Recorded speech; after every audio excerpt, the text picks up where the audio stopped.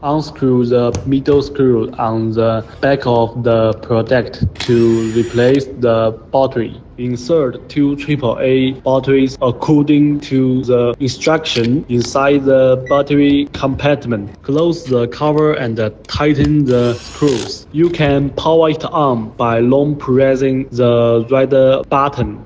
You can turn on the backlight by holding down the blue button on the side of the instrument. Insert a group of wires into the jaws of the clamp meter to obtain an AC current value. Divide the data by the number of wires to determine the current value within one wire. When the test lead inserts in the COM jack, the meter enters the smart multimeter mode. It can automatically determine the measurement mode and provide the data.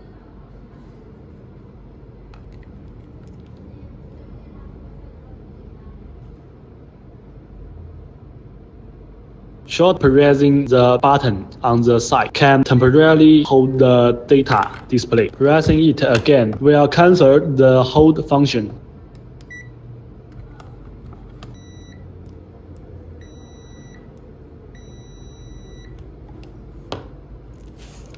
Holding down the blue button on the right side allows you to enter the long contact voltage detection mode. When it detects electricity, there will be a buzzing sound and the red LED light will flash.